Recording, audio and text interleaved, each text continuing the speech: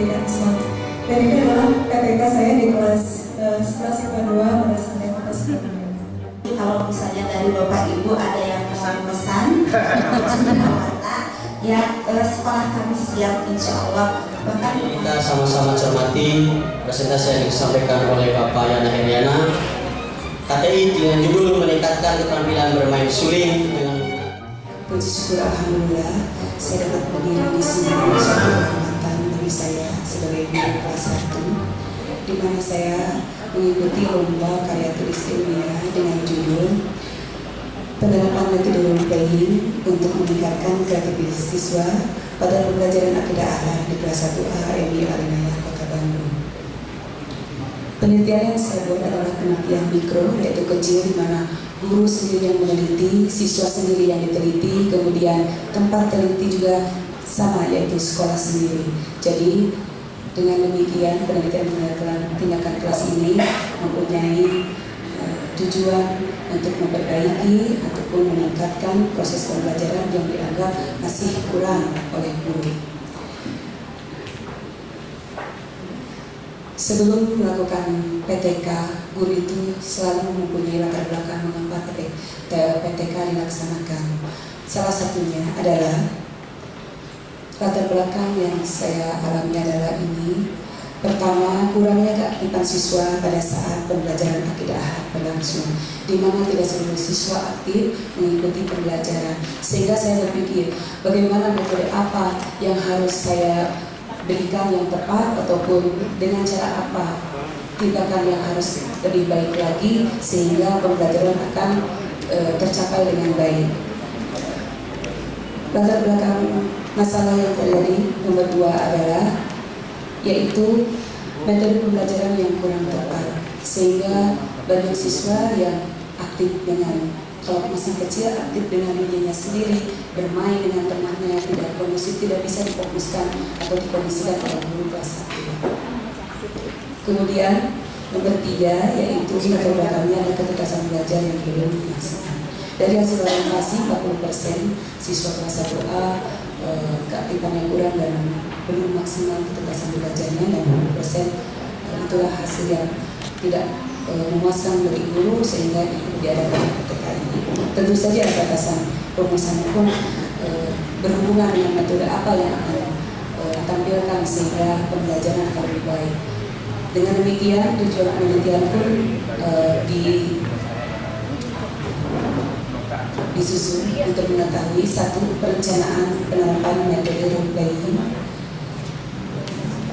2, langkah-langkah pelaksanaan penerapan metode role playing, role playing itu bermain peran atau menurut ahli itu bermain pura-pura, itu di mana anak disetting sesuai dengan pemeranannya. Kemudian yang ketiga adalah hasil penerapan role play tersebut, dan yang terakhir adalah kendala apa yang dialami oleh siswa dan guru dalam pelaksanaan role play tersebut. Tentu saja setiap karya tulis ilmiah harus mengacu kepada sebuah teori yang sudah valid. Saya mengambil teori yang digunakan dari Joyce, ya, di mana dari model of teaching, di mana pada intinya adalah yang terpenting dalam role playing adalah untuk keterlibatan partisipan dan pengamat di dalam memecahkan suatu masalah, di mana untuk pemahaman perilaku manusia, dan itu kendaraan untuk menyampaikan atau cara siswa menyampaikan sesuatu, yaitu diantaranya yaitu 1, artinya untuk mengeksplor atau menggali perasaan-perasaannya karena bermain peran. Kemudian 2, untuk mengetahui bagaimana kemampuan dia dalam berperilaku, kemudian nilai-nilai dan persepsinya, dan ketiga menggali keterampilan memecahkan masalah mereka dalam bentuk sikap, dan yang keempat adalah memecahkan masalah dengan beberapa cara atau jalan. Itu yang menjadikan konsep teori metode role playing. Kemudian metode penelitiannya tentu saja digunakan metode kualitatif, ya, dengan pendekatannya yaitu penelitian tindakan kelas. Diadakan 3 siklus dengan tema kegemaran Siklus pertama, tema kegemaran menampilkan penyajian pembelajaran adalah akidah akhlak dengan pendidikan kewarganegaraan. Kemudian siklus kedua yaitu akidah akhlak diintegrasikan dengan matematika, dan yang ketiga adalah akidah akhlak diintegrasikan dengan seni budaya dan keterampilan. Masih SBK, bukan seni budaya dan prakarya karena masih menggunakan KTSP 2006. Temuan hasil dari penelitian yang setelah saya lakukan adalah perencanaan dilakukan dengan baik, yaitu dengan menyusun silabus dulu, kemudian RPP, kemudian langsung kepada skenario pembelajaran. Untuk kemudian pelaksanaan role playing dilaksanakan 3 siklus tadi. Ya, siklus 1 tema kegemarannya berjudul Sledlur. Mungkin karena kita di Tatar Sunda ini yang memperkenalkan kaulinan Barudak, karena di tematik itu harus digabungkan dengan bahasa Sundanya kaulinan Barudak, maka saya mengambil permainan yang zaman dulu, yaitu mengembangkan kembali tradisional, yaitu Sledlur. Di mana Sledlur itu 2 anak yang di tengah, kemudian anak-anak yang lain menguntai, yang biasanya Sledlur adalah, yang saya ingat kalimatnya itu tidak begitu edukatif ya, dengan kalimat slide, 2 slide, 2 antri, ma'andedur, itu kan seperti nanti anak bertanya, ibu itu kalimatnya apa artinya. Nah, untuk itu bermain Sledlur ini saya ubah menjadi sesuai dengan kompetensi dasar di akidah akhlak, yaitu nama-nama sholat. Ya, yaitu salat, subuh, duhur, asar, maghrib, isya, pahala berlipat ganda. Nah itu nanti anak mengelilingi, karena ini action banyak gerak anaknya. Mungkin tidak ditampilkan karena waktu di sini terbatas. Kemudian yang kedua, tema kegemaran yaitu dengan judul bermain bersama. Bermain bersama, anak tidak lepas dari bermain itu. Jadi untuk kelas 1 kita harus mendekatkan dunia anak tidak jauh dari mereka, sehingga pembelajaran bisa masuk ketika ingin sikap-sikap atau nilai-nilai ditumbuhkan. Karena ini digabungkannya bermain bersama ini, yang pertama itu dengan PKN. Kenapa, apa hubungannya misalnya bermain Sledlur dengan akidah akhlak dan matematika? Nanti bisa diuraikan lebih lanjut di PTK saya. Kemudian yang bermain bersama, setiap siswa beda-beda membawanya. Siswa perempuan membawa boneka, siswa laki-laki membawa kelereng, tapi semuanya membawa permainan 10 buah. Kenapa? Karena akan diintegrasikan dengan matematika. Nanti setelah penayangan didiskusikan. Diskusinya itu hasil dari tampilan-tampilan anak yang secara singkat itu.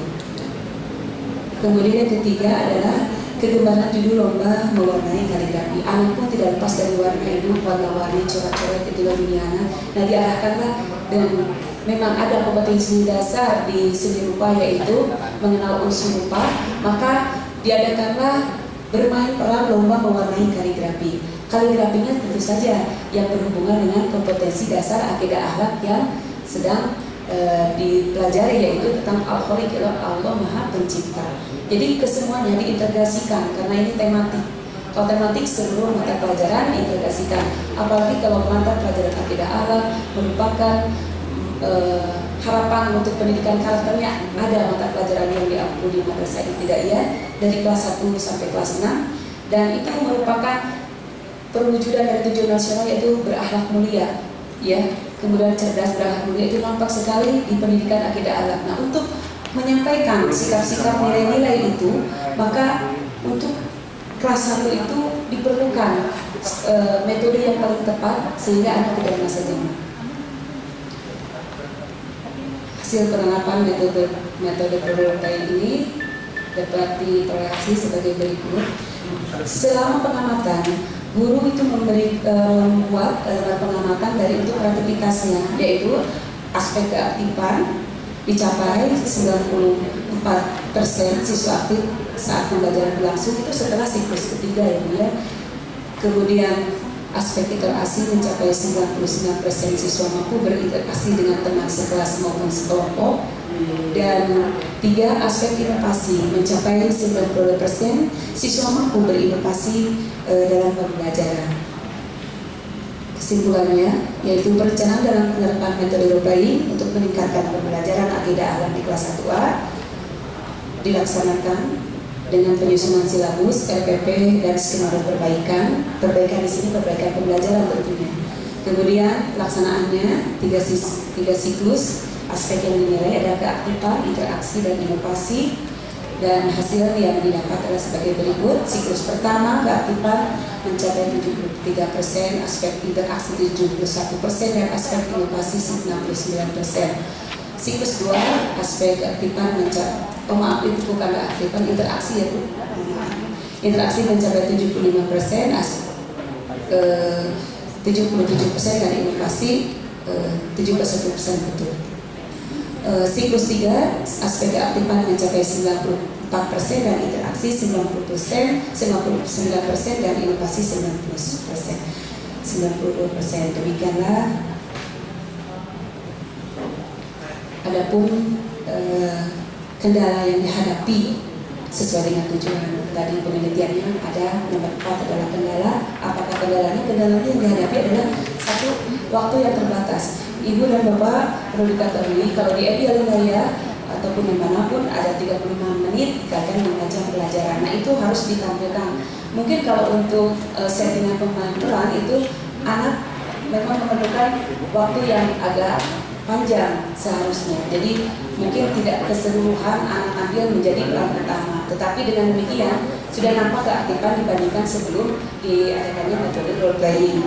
Kemudian untuk sarana prasarana kurang memadai di mana seharusnya semua difasilitasi oleh sekolah dan ruangan seharusnya di luar. Berhubung di luar itu dipakai oleh satuan pendidikan yang itu di jenjang TK, maka saya setting kelas itu menjadi seperti ini Bu, dan anak bermain di tengah. Jadi tidak memakai panggung selayaknya bermain peran seperti kita operat atau apa, tetapi yang terpenting adalah nilai-nilai yang tercapai dan tujuan pembelajaran tercapai dengan baik, begitu. Kemudian masih ditemukan siswa yang masih kurang percaya diri, tentu saja karena itu awal-awalnya awal masuk, kemudian tetapi tidak begitu awal sekali, namun anak belum begitu banyak berinteraksi dengan temannya. Dengan adanya metode role playing ini, setidaknya keterampilan sosial yang lebih mengenal teman sekelas atau sekelompoknya itu lebih nampak. Demikian. Mungkin demikian hasil PTK yang saya buat. Mohon maaf apabila banyak kekurangannya. Terima kasih atas perhatiannya. Wassalamualaikum warahmatullahi wabarakatuh. Terima kasih Bu Sari telah memaparkan selama 11 menit ya, cukup tepat dan dari mulai latar belakang sampai kesimpulan sudah dipaparkan. Untuk yang kedua presentasi dari Ibu Yunda karena ini akan dipanelkan ya, selama 10 menit untuk memaparkan karya tulis ilmiah Ibu Yunda dari MAN 2 Kota Sukabumi berkenaan dengan matematika. Bismillahirrahmanirrahim. Assalamualaikum warahmatullahi wabarakatuh. Ya, terima kasih atas kesempatan yang telah diberikan. Perkenalkan, nama saya adalah Hilda Nurul Hikmah. Saya guru matematika dari Madrasah Aliyah 2 Kota Sukabumi. Perkenalkanlah saya untuk mempresentasikan judul makalah saya yang berjudul Pendekatan Project Based Learning berbantuan teknologi informasi sekolah sebagai upaya internalisasi scientific approach untuk meningkatkan kualitas pembelajaran matematik yang berbasis pendidikan Islam. Dan ini adalah PTK saya di kelas 11 IPA 2 Madrasah Aliyah Kota Sukabumi. Ada dua ide awal yang melatar belakangi kenapa saya dalam meneliti ini. Jadi dua awal ini menggelitik saya gitu. Yang pertama karena saya juga mau bina OSM, waktu itu sempat ketemu dengan Dr. Abdul Rahman Asy'ari. Beliau adalah koordinator OSM matematik yang katanya praktek pembelajaran matematika di Indonesia itu masih didominasi oleh focus of learning, jadi masih prosedur. Jadi pemahaman konseptualnya yang masih kurang. Kemudian masih rendahnya pertanyaan yang kita tahu bahwa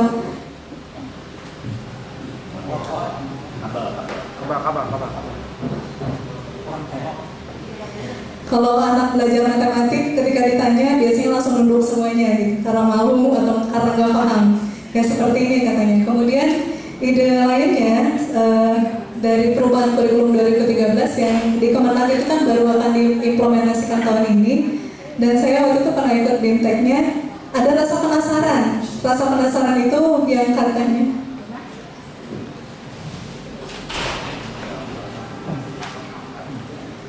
yang katanya bahwa perubahan kurikulum di kurikulum 2013 itu harus disesuaikan dengan perkembangan iptek. Kemudian berikutnya setelah iptek harus ada yang namanya semangat scientific approach. Dari sini saya penasaran apa sih gitu ya, dan mencoba untuk meneliti dari situ. Kemudian timbullah beberapa latar belakang. Yang pertama, seperti kita ketahui bahwa masih banyak anggapan negatif terhadap matematik. Anak itu masih fobia dan takut dengan sama matematik, seperti itu.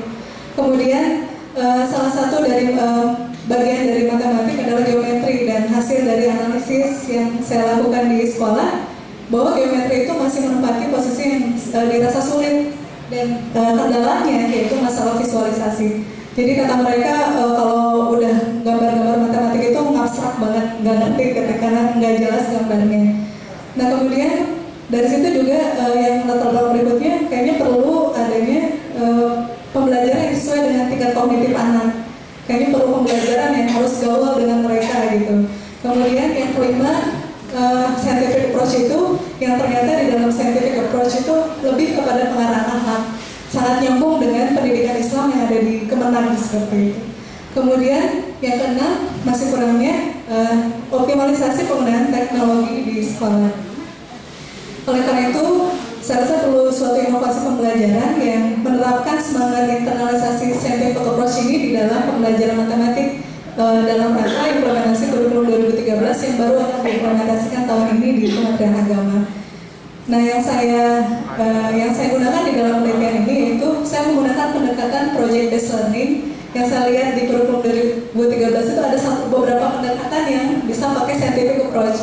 Salah satunya katanya project based learning. Oleh karena itu, saya pengen tahu bagaimana sih proses internalisasinya, adakah hubungan nyambung nggak antara scientific approach dengan project based learning. Nah, di dalam proses pembelajarannya itu saya menggunakan teknologi informasi sekolah. Jadi saya mencoba mengunduh atau mendownload software-software gratisan di dalam dari salah satunya GeoGebra, kemudian Camtasia Recorder, dan kemudian menguploadnya di dalam jejaring sosial Facebook untuk dibagikan ke dalam grup 11 IPA seperti itu. Nah, dari latar belakang itu maka turunlah beberapa rumusan masalah. Tentunya apakah PJBL atau Project Based Learning itu bisa menginternalisasikan scientific approach yang nanti selaras dengan pendidikan Islam itu. Kemudian bagaimana prosesnya. Kemudian yang ketiga juga bagaimana peningkatan dalam setiap siklusnya. Dan yang terakhir adalah seperti apa kualitasnya, bagaimana sikap siswa terhadap pembelajaran tersebut. Dan tujuan manfaat tentunya diturunkan untuk menjawab rumusan masalah itu. Sedangkan definisi operasional yang saya gunakan mengambil dari beberapa literatur. Saya gunakan yang pertama tentang scientific approach, project based learning, pendidikan Islam, dan PTK itu sendiri. Untuk scientific approach saya mengambil beberapa literatur, salah satunya dari Griffith, bahwa scientific approach itu ternyata kita mencari generalisasi dari observasi atau eksperimen seperti itu. Dan kalau dijabarkan ada 6 langkah scientific approach yang bisa Bapak Ibu lihat di depan seperti ini. Kemudian mengenai project based learning saya mengambil dari The George Lucas Educational Foundation. Dari situ ada 6 langkah juga ternyata dalam project based learning yang Bapak Ibu juga bisa lihat di sini. Ada start with the essential question dan seterusnya sampai evaluate the experience di situ. Nah, kemudian untuk prinsip pendidikan Islam yang ternyata tadi saya dengar sambutan dari Bapak Panitia, ternyata dalam pendidikan Islam teknologi dan proses ilmiah itu sangat diperlukan. Gitu. Saya mengambil ini dari buku kurikulum Jaringan Sekolah Islam Terpadu, bahwa untuk pendidikan Islam itu ada beberapa prinsip dari takamul, integritas sampai dengan efektivitas.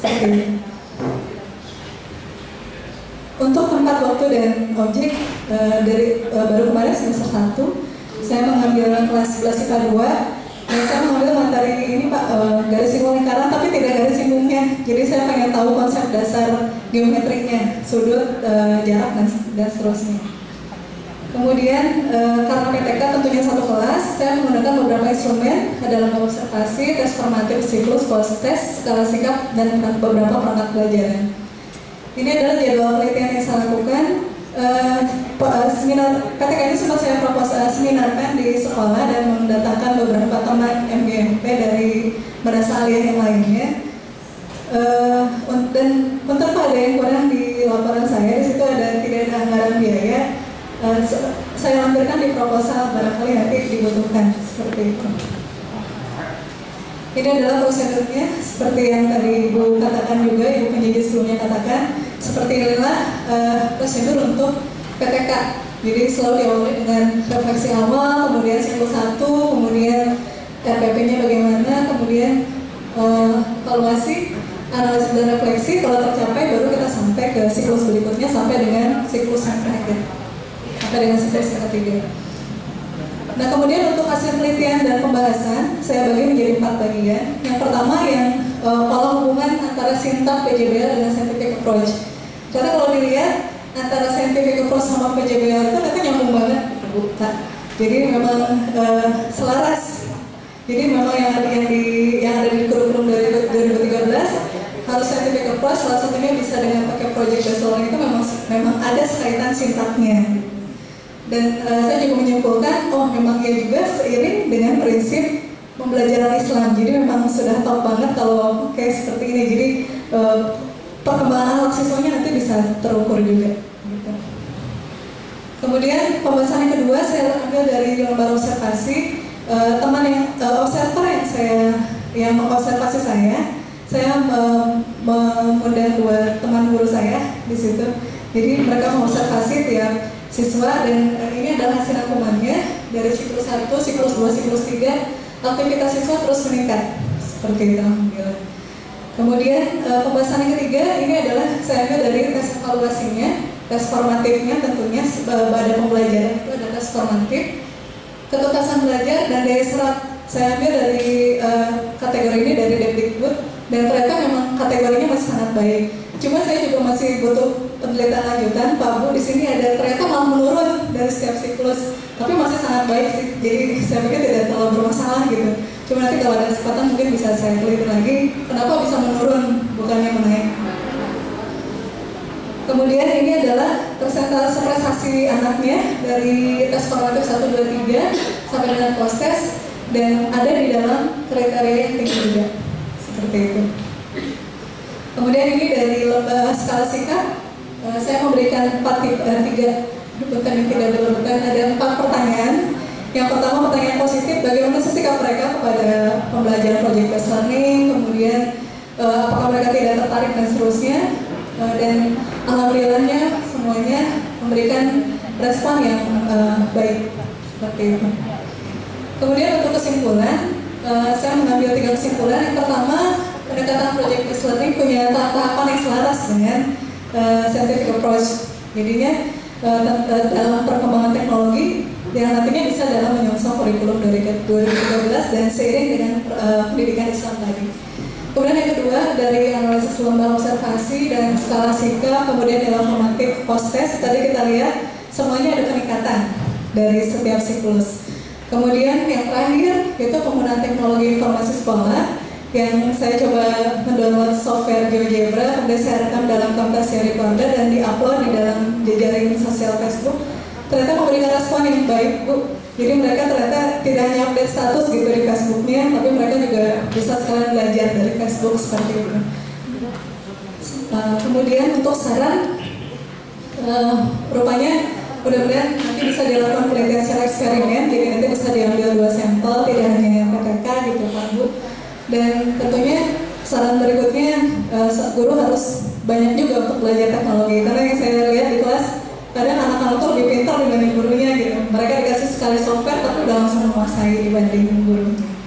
Dan ini adalah rekomendasi, mudah-mudahan PJBL dan scientific approach ini bisa terus diimplementasikan dalam kurikulum 2013 yang akan diimplementasikan tahun ini di Kemenag, yang harapannya sesuai dengan tema KTI kita, mudah-mudahan nanti menghasilkan SDM yang meningkat baik soft skills, hard skill, sehingga nanti lahirlah SDM yang beriman, bertakwa, cerdas, dan terampil. Itu tujuannya.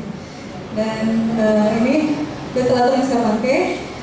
Terima kasih atas perhatiannya. Mohon maaf atas segala kekurangan dan mohon masukan dari semuanya. Assalamualaikum warahmatullahi wabarakatuh.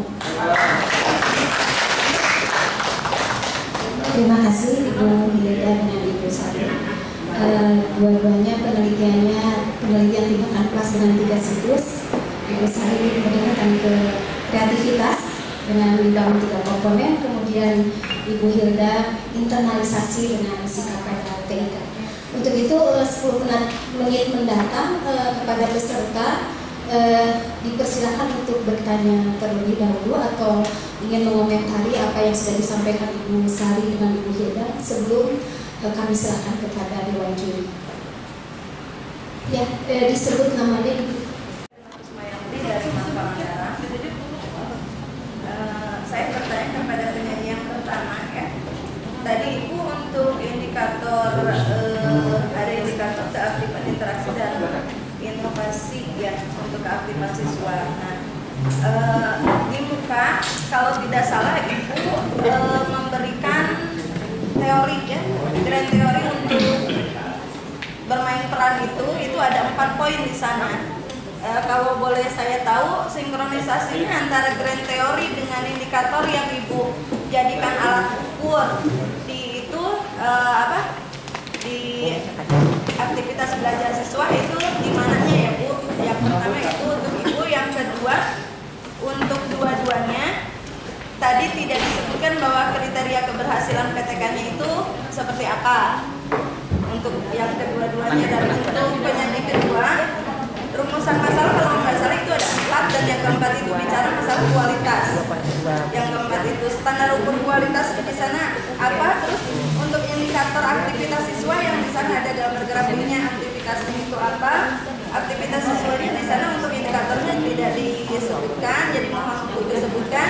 Mungkin nanti kita bisa lihat ke teori supaya saintifiknya itu kelihatan.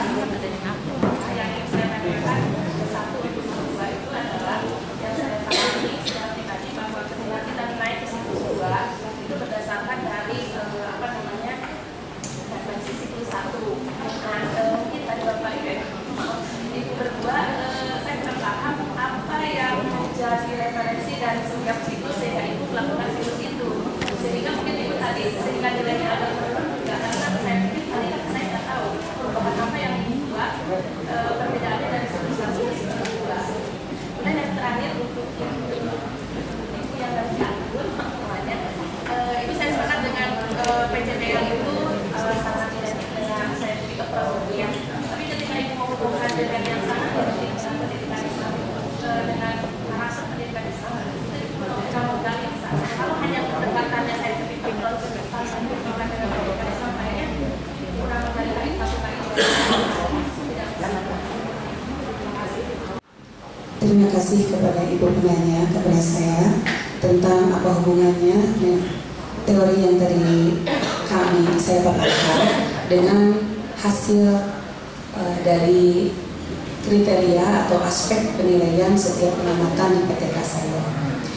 Ibu tadi sudah saya jelaskan bahwa menurut teori tersebut yaitu penggalian sikap-sikap, kemudian nilai-nilai, juga perilaku manusia terutama peserta didik di mana digali seluruh kemampuannya yaitu dalam menerapkan perilakunya. Ini yang tadi satu keaktifan. Jelas sekali di sini karena kreativitas maka seluruh siswa diharapkan aktif dalam pembelajaran akidah akhlak ini. Kemudian apa hubungannya dengan teori yang tadi dijelaskan ketika nomor 2 itu interaksi mengeksplorasi perasaan-perasaan itu ada hubungannya dengan pemeranan, Bu. Jadi di saat pemeranan, memang kalau melihat slide karena saya terbatas waktu, tidak semua saya tampilkan. Kemudian karena terbatas halaman juga, karena karya tulis ini dibatasi hanya 40 halaman, saya pun tidak begitu detail sekali, beda dengan PTK sebelumnya yang saya buat. Jadi hubungannya jelas ada, namun dikemas tidak persis sekali seperti teori yang ditanyakan tadi, namun sudah mendekati ketika ada inovasi yaitu keempat mengeksplorasi masalah subjek dengan cara yang lain, atau ketika dia mendapatkan masalah di matematika dia berinovasi, kemudian di SPK dan PKN itu nampak pemeranannya. Memang kalau role playing tidak bisa disastrakan, Bu, tetapi role playing itu dilihat, diamati, kemudian kalau Ibu lihat nanti minta kayak saya boleh ada di situ foto-foto kegiatan ketika role playingnya. Jadi anak terlihat aktifnya, terlihat inovasi dan kreatifnya itu saat actionnya, Bu. Sulit saya menerangkan kalau secara tertulisnya dihubungkan dengan tayangan yang tadi teori itu. Tetapi ketika penanaman nilai-nilai dan saya mengamati dengan tentang nilai yang sudah ada di lampiran, saya tidak lampirkan pada di PowerPoint karena itu tadi 10 menit saya harus menerangkan dalam semua yang ada di PTK saya. Itu nanti menyita waktu untuk rekan-rekan yang lain yang sama-sama mau presentasi, Ibu. Kemudian tadi menanyakan kembali tentang bagus siklusnya ya. Iya, kriteria keberhasilannya itu ditampakkan dari hasil setiap praktek Bu, kalau di PTK itu. Kemudian observasinya itu kan nanti kelihatan Bu, oh ini berapa persen yang belum, ketuntasannya berapa, itu ada di lampiran. Ya, jadi Ibu nanti dapat lihat. Mohon maaf, dokter saya tidak bisa recording ininya, ada sesuatu hal. Nanti ada di lampiran itu berapa kriteria atau bagaimana kriteria keberhasilan yang Ibu cantumkan? oh iya, untuk keaktifan yaitu 1 rentannya sampai 4 Bu ya, semuanya 1 ya sampai. Itu kan pensekorannya. Iya. Nah, kalau kriterianya dikatakan bahwa PTK itu berhasil, PTK itu Rubriknya Bu, rubriknya itu termasuk rubriknya kan Bu? Kalau ya, maksudnya targetnya itu sampai berapa dia dikatakan berhasil itu kalau berapa persen gitu, berapa persen dikatakan berhasil? iya, karena kita itu PTK sesuai dengan KKM yang sudah ditentukan Bu. Jadi kalau memang anak ini sudah mencapai, kan kalau pengalaman Bu, menurut saya tidak saja menurut saya juga, maksudnya menurut pandangan saya, tetapi nanti didiskusikan. Jadi di PTK saya juga ada ketika didiskusikannya hasil tadi pemenangan Bu. Walaupun kelas 1 bermain perannya disesuaikan juga dengan KD yang sudah ditampilkan begitu. Bukan bermain peran, ya kan kita bisa bikin kriteria seperti ini ya, misalkan KKM-nya itu 70. Ibu lebih spesifik, Iya. pertanyaannya langsung ke poin aja. Iya, jadi saya nanya kriteria keberhasilannya. Misalkan kan bisa, Ibu bisa bikin seperti ini. KKM-nya 70. Jadi Ibu bikin kriteria keberhasilan jika anak sudah melebihi 75% sudah melebihi nilai KKM. Itu kan ada kriterianya berarti. Iya ada Ibu, itu di lampiran Bu adanya. Tetapi untuk penayangan di sini tidak ditampilkan karena waktu yang tidak memungkinkan. Itu kan kalau Ibu ikut Bintang Kurikulum 2013 itu termasuknya rubrik penilaian Bu. Di situ dikatakan 4 kalau ini anak begini, katakan 3 jika anak begini. Nah itu sudah saya cover menjadi dipersingkat kembali Bu. Dipersingkat dengan rentang nilai maksud saya. Saya tahu Ibu mau menjabarkannya 4 itu dari mana, kata siapa, ini 4 harus bagaimana, begitu saya. Maksudnya begini, mungkin kriteria keberhasilan penelitian di tangan kelasnya. Jadi dari siklus itu ada peningkatan. Ada peningkatan atau tidak? Jadi kita mau berhenti di siklus 3 itu, acuannya mana?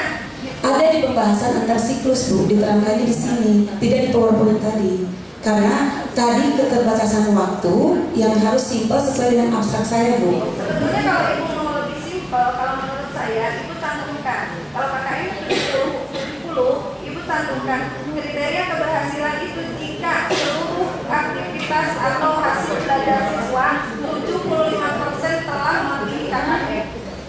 Saya kira Ibu bisa lebih menambahkan untuk itu. Oh Ibu ya, itu saran Ibu, terima kasih, saya terima Ibu, terima kasih. Stop sampai siklus ketiga ada acuannya gitu. Kalau Ibu ngambilnya 70% 2 siklus Ibu cukup tadi. Tapi kalau Ibu ngambilnya 75% berarti Ibu 3 siklus gitu. Nah, yang saya tanyakan itu kenapa justru itu adalah hal yang paling penting untuk kita menentukan apa 3 siklus, 4 siklus, 10 siklus itu acuannya. Terima kasih Ibu atas sarannya. Mungkin kedepannya saya membuat PTK lagi akan lebih baik lagi. Namun kalau ingin detail lagi mungkin bisa membaca PTK saya lebih jelas lagi karena saya menampilkannya sesuai dengan waktu yang telah ditentukan panitia. Terima kasih Ibu, saya coba untuk menjawab. Pertanyaan pertama tadi sama ya Bu ya, pertanyaannya tentang indikator keberhasilan PTK. Kalau saya memang seperti yang Ibu tadi bilang KKM ya Bu ya. Kalau saya pakainya tadi ketuntasan individu, kemudian ketuntasan hasilnya, kemudian daya serap. Jadi ada batasan kalau dia sudah sampai sekian persen. Saya ambilnya dari Depdikbud. Saya baca dari sebuah tesis di UPI Bandung, yang tesisnya punyanya Pak Asep Jihad di situ. Saya lihat di situ ada beberapa kriteria itu untuk KTK dilihat dari ketuntasan perorangan, ketuntasan klasikal, dan daya serap klasikal. Itu mungkin Bu. Tapi tadi yang Ibu sampaikan juga itu juga ide Bu. Jujur saya baru pertama kali ini melaksanakan PTK, jadi terima kasih banyak. Karena semua kan pakai presentase kan, Iya. baik dua-duanya juga pakai Betul. presentase, berarti harus ada itu. Yes, terima kasih. Terus untuk pertanyaan nomor 2 mengenai standar ukur skala sikap, saya pernah mempelajari tentang, saya berkas sekali. Yang di rumusan masalah itu kan ada 4 ya, tapi kesimpulannya ada 3 itu. Ya, yang rumusan masalah 4 biasanya kesimpulannya juga 4. Nah, yang saya tanyakan, yang rumusan masalah yang keempat itu tentang kualitas. Kenapa di kesimpulan nggak ada? Terus kualitas itu apa yang akan diukurnya itu dari kualitas yang ditanyakan pada rumusan masalah? Ya Bu, saya menginterpretasikan kualitas itu dari skala sikap Bu. Jadi ketika sikap siswa mayoritas positif gitu Bu, berdasarkan skala itu tadi, saya menginterpretasikan itu bahwa kualitas pembelajaran sudah baik. Kemudian dari observasi observer itu seperti itu. Itu juga harus punya acuan. Dikatakan bahwa kualitas itu baik cukup kurang itu kan, baik cukup kurangnya itu juga kita harus pakai kriteria juga. Sekian persen itu misalkan cukup, sekian persen baik. Tentang untuk menentukan kualitas baik cukup kurang itu harus pakai ada skala acuan. Ya, supaya kita bisa berbicara masalah kualitas. Mengingat waktu Bu, Ya. nanti masukannya bisa dituliskan karena kita terbatas waktu. Terima kasih banyak Ibu. Tes. Bismillahirrahmanirrahim. Assalamualaikum warahmatullahi wabarakatuh. Yang pertama saya ingin mengapresiasi dulu punya Bu Sari. Catatan saya di sini perhatikan kesesuaian atau hubungan antara komponen ya antara tujuan, kemudian pertanyaan, hasil penelitian dan kesimpulan itu baik secara kuantitas maupun kualitas ini masih belum sesuai. Misalnya kita lihat tujuannya.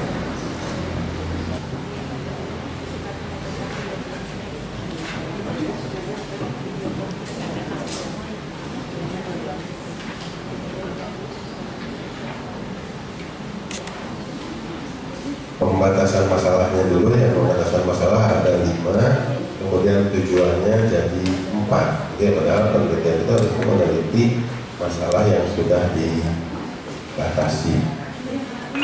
Nah kemudian dari 4 ini disimpulan, bahkan tadi juga sudah disinggung oleh peserta, disimpulan misalnya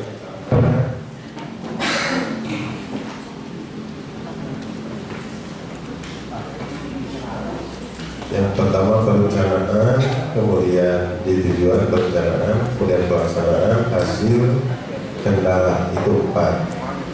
Pelaksanaan, hasil, kreativitas, ya jadi hasil kreativitas, jadi kemudian kendala, langsung kendala. Nah tapi ini tolong diperhatikan baik kuantitas maupun kualitasnya. Itu yang pertama.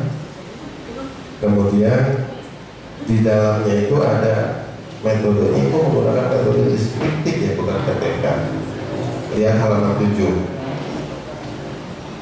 Saya tidak tahu apa antara kesalahan mengetik, mengutip, atau kesalahan apa.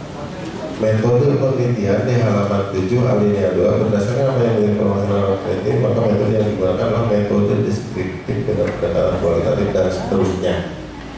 Di situ bahkan tidak mencantumkan bahwa ini kajian penelitian tindakan di metode itu ya, di poin F poin 1. Dan kemudian antara tindakan dengan temuan. Yang paling prinsip saya ingin tahu, misalnya tadi ibu melaksanakan role playing. Role playing itu artinya apa? Bermain peran. Pada tema yang ketiga ibu mengatakan tema mewarnai. Jadi perannya ada yang jadi air, itu ya mungkinnya. Jadi peran itu misalnya pasar, itu ya ada penjual, ada pembeli, itu kan begitu. Kalau mewarnai, kira-kira yang menjadi perannya peran apa? Yang akan diperankan? Yang satu kan menjadi guru. Iya. Kemudian ada yang menjadi pesertanya lomba, itu kan lomba disebut Iya. lomba. Kemudian setelah ditampilkan, memang yang menilai adalah guru sama-sama bersama anak itu berperan sebagai guru, bagaimana sebagai sebuah perlombaan. Kemudian anak mewarnainya, anak tersebut yang menjadi satu kelas itu. Iya. Kaligrafinya alkoholik karena kita Yang menjadi peran guru siapa? di luar murid juga. Murid juga. Nah, jadi dia berperan pura-pura menjadi gurunya akan melombakan kebetulan kemarin waktu itu Ramadan Ceria, jadi kaligrafi Ramadan Ceria dia berperan sebagai guru. Iya. Kemampuan sosialnya apa? Dia berintegrasi ketika dia berperan bagaimana jadi guru itu ketika menuangkan bahwa alkoholik memang ada hubungannya dengan yang tadi mata pelajaran akidah akhlak tersebut, Pak. Iya.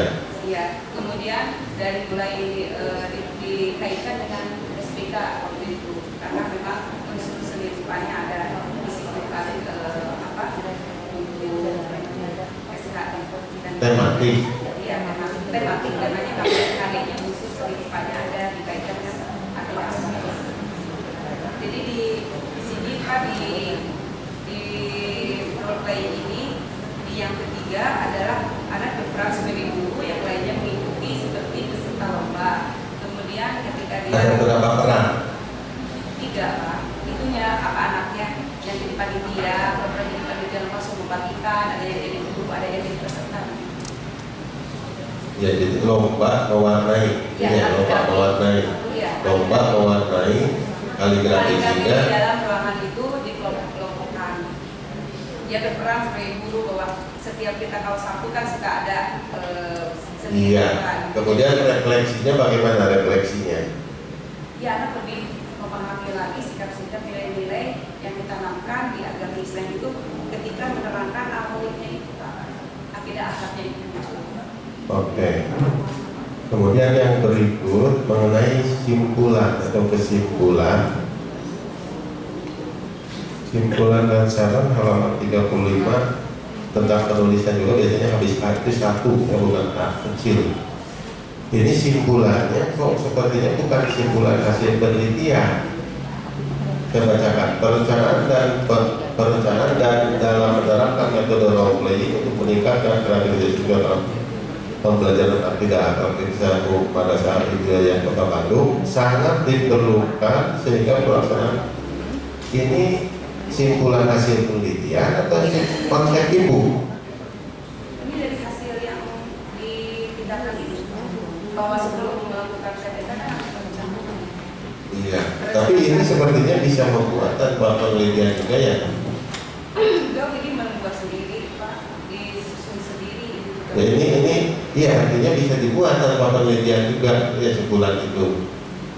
Ya tidak juga kan, ini kan hasilnya untuk penelitian tindakan kelas ini disesuaikan dengan hasil dari pertama kita merencanakan. Iya, kalau begitu pertanyaannya di mana si PPK-nya dalam kesimpulan itu? Kesimpulannya di hasil, Pak. PPK-nya di mana? Ada perbaikan proses pembelajaran, perbaikan. Ciri utama PTK itu apa? Ada peningkatan dari mulai apa yang Ada peningkatan. Peningkatan Sebuah dan penelitian perbaikan. harus ada peningkatan. Ciri utama PTK itu penelitian bersiklus.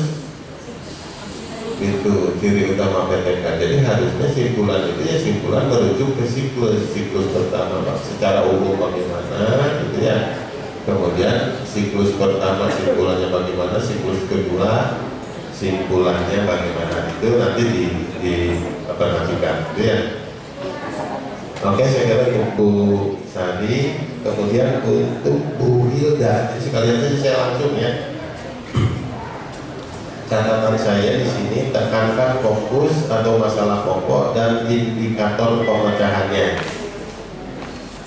Kemudian metodenya PTK tapi di dalamnya tidak gaya PTK atau kurang ber-PTK, bahkan di daftar pustaka itu banyak sekali daftar pustaka tapi tidak ada PTK.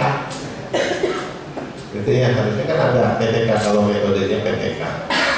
Juga perhatikan kesesuaian antara tujuan, pertanyaan penelitian, dan simpulan. Halaman 13, coba dilihat halaman 13.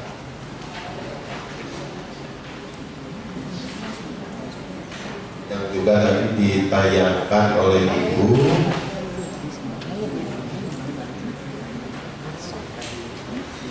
Gambar ya, halaman 13 itu gambar diagram alur penelitian tindakan kelas. Di situ ada tercapai ya dan tidak. Pertanyaan saya, kalau tidak tercapai berarti Ibu mengulang siklus 1.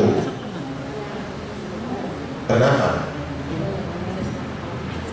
Karena tidak tercapai, Pak. Karena tidak tercapai. Kalau 2 kali yang kedua juga tidak tercapai, diulang lagi siklus 1. Ya. Sampai berapa kali Ibu memutuskan akan mengulang kalau tidak tercapai? Jujur saja saya memang penasaran gitu Pak dengan PTK. Kalau misalnya saya sering masih mencari kan saya memang baru sekali ini dengan PTK. Dan itu yang bikin saya penasaran Pak. Kalau tidak tercapai nanti seperti apa gitu. Prinsip utama PTK itu tidak boleh mengganggu pembelajaran.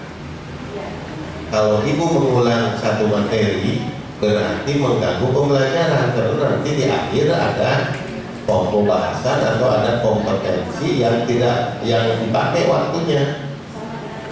Makanya berjalan saja gitu ya. Jadi mau di PTK itu materi itu terus berjalan, tidak boleh ada materi yang diulang karena materi itu sebenarnya sudah sesuai dengan kurikulum, alokasi waktunya sudah ditetapkan. Makanya di dalam PTK itu siklus kedua itu direncanakan berdasarkan hasil refleksi pada siklus pertama, atau dengan kalimat lain, hasil refleksi pada siklus pertama dijadikan bahan untuk mengembangkan perencanaan pada siklus kedua dan seterusnya. Jadi tidak ada materi yang diulang. So kalau diulang ini mengganggu pembelajaran sehingga melanggar prinsip utama PTK. Jadi yang mengganggu pembelajaran itu. Kemudian di pertanyaan berikut ini ada pendamping atau Ibu sendiri di kelas? Sendiri, hanya ada observer. Tapi di situ kok ya ada hanya dosen maksudnya? Gimana Bu? Ibu di kelas ada pendamping, ada observer, ada tim atau sendirian saja? Saya sendiri cuma ada observer. Yang mengobservasi? Yang observer. Observer. Iya. Itu tim atau di luar? Di luar tim. Di luar tim. Kenapa di luar tim? Observernya oleh siswa. Observernya oleh guru, Pak. Jadi hanya diminta bantuan untuk mengobservasi. Saya tanya itu karena ini terlalu banyak instrumen gitu ya. Harusnya memang dilakukan teamwork atau ada pendamping, ada observer itu masuk dalam tim, hanya kan bukti utama Ibu gitu ya. Saya kira dari saya cukup sekian. Terima kasih. Assalamualaikum warahmatullahi wabarakatuh. Bismillahirrahmanirrahim. Assalamualaikum warahmatullahi wabarakatuh. Terima kasih. Saya ucapkan selamat kepada Ibu Kedua, Ibu Sari dan Ibu Hilda. Saya kira ini sudah banyak masukan, tapi saya juga ingin menyampaikan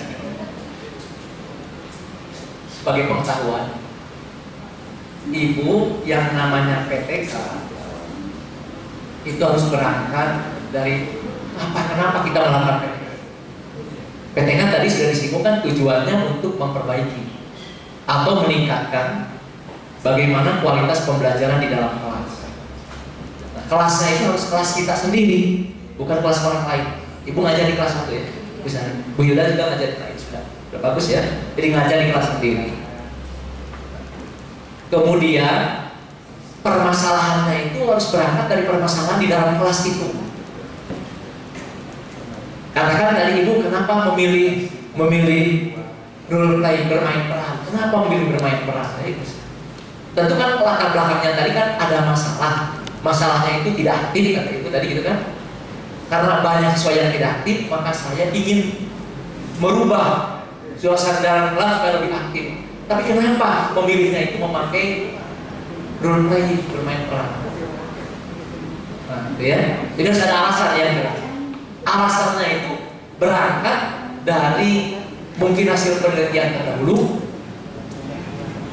atau mungkin berangkat dari teori yang mengatakan role play ini bagus untuk mengaktifkan teori. Kebenaran teori itu atau kebenaran hasil penelitian orang itu kita laksanakan di kelas. Itu harus begitu latar belakang itu ya. Harus berangkat dari masalah tidak aktif. Kenapa memilih? Nah itu namanya tindakannya, actionnya, ya, treatmentnya bermain peran. Itu namanya tindakan. Ini namanya penelitian. Tindakannya itu berupa memberikan bermain peran, berupa tindakannya itu role playing itu. Tapi kenapa memilih itu? Nah ini harus ditegaskan di latar belakang.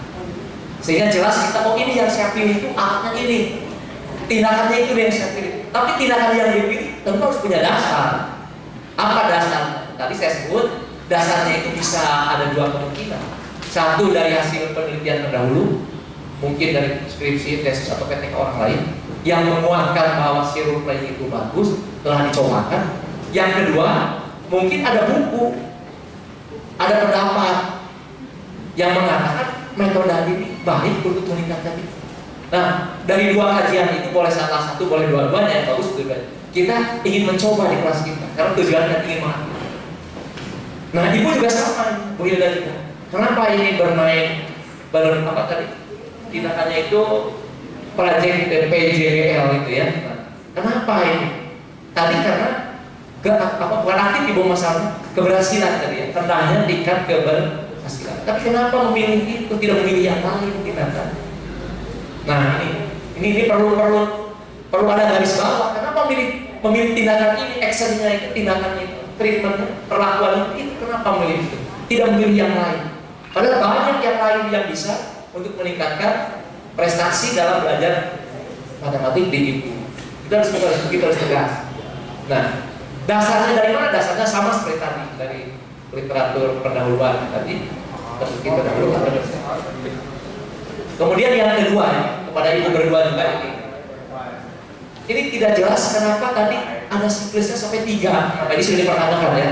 Karena tadi tahapan PTK itu ada plan, ada perencanaan, ada pelaksanaan, ada observasi, ada refleksi, ya gitu.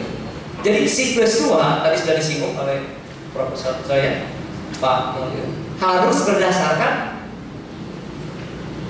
siklus 2 itu, refleksi dari siklus 1.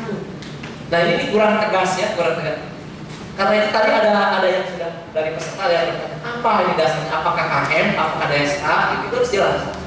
Karena daya serapnya misalkan, kan kalau KKM itu keberhasilan kriteria ketuntasan itu, keberhasilan individu belajar. Itu individu. Jadi yang namanya master of learning, tuntasnya si A, tuntasnya si B, tuntasnya si C. Ketuntasan itu kan diukur berdasarkan sarana prasarana sekolah, daya dukung lah istilahnya, daya dukung sekolah kan. Nah, ada 3 ini daya dukungnya ya. Berapa di sekolah ibu misalkan? Di sekolah ibu Sari ini berapa KKM? KKM yang ini yang di kelas 1 itu, yang tematik itu. Nah, 70. Kalau daya serapnya berapa persen? Daya serap klasika, DSK, daya serap kelas. Nah, itu sudah tinggi sekali ya. Sudah melebihi anjuran dari Depdikbud. Depdikbud sudah cukup mengajukan baik KTSP 2006 maupun kurikulum 2013 itu 80% itu ya daya serap klasika. Artinya banyaknya siswa yang mencapai KKM harus ada 80%. Kalau belum 80% yang mencapai KKM maka harus pindah ke siklus yang kedua. Nah ini karena ini tadi menyebut ketuntasan. Ilmu Hilda juga sama, tadi menyebut ketuntasan dan menyebut daya serap. Ya, di sekolah itu berapa di sekolah? KKN-nya 75. 75. Dan secara klasikal seluruh kelas 80%. Nah, 80%. Jadi artinya yang di kelas itu yang sampai nilai 75 ke atas harus mencapai 80 baru pindah ke siklus yang kalau tidak tercapai harus pindah ke siklus yang kedua. Kalau sudah tercapai, malah saya tadi lihat ibu itu sudah ada 3 komponen ya, siklus 1, 73, 71, semuanya di atas. KKN-nya berapa sekali? 75 ya, tapi di sini kan ada yang di siklus kedua sudah tercapai semuanya itu. Ya. Jadi tidak mesti kita selalu 3 baik menurut misalkan menurut Hawking maupun menurut siapa itu Elliot juga sama kan ya, siklus itu berhenti kalau sudah tercapaian tujuan di sekolah kita KTSP 2006 maupun kurikulum Jogja adalah ukurannya itu adalah KKN dan kriteria ketuntasan minimum dan DSK daya serap sikap. Ya, jadi ini harus hati-hati ya. Ini. Tadi sebetulnya ibu sudah bisa berhenti di siklus 2. Karena sudah di atas 75%, sudah di atas 80%. Tidak perlu ada siklus. Ya. Dan perlu diingat tadi sudah disampaikan oleh juri ya, bahwa tidak boleh mengganggu itu artinya begini. Jalan terus pembelajaran itu. Kalau belum berhasil di siklus 1 itu masih direfleksikan, ada remedial. Siklus 2 pindah, tapi tetap tindakannya tidak boleh berubah. Yang bergeser apa? Yang bergeser apa dari siklus kedua ke siklus ketiga? Yang bergeser materinya sehingga tidak boleh mengganggu kegiatan pembelajaran. Tapi masih tetap dalam KI kalau dulu SK standar kompetensi atau kompetensi inti yang sama, tidak boleh pindah. SK-nya harus sama. KI sekarang istilahnya dulu. Kalau KD boleh sama, boleh beda. Tapi indikator mesti beda. Ini mesti hati-hati ya. Jadi ini masukan saja. Itu saja mungkin. Kalau sama jadi remedial. Nah, kalau tadi di siklus 1 misalkan belum tercapai KKN dan DSK, remedial supaya tidak mengganggu proses pembelajaran. Remedial.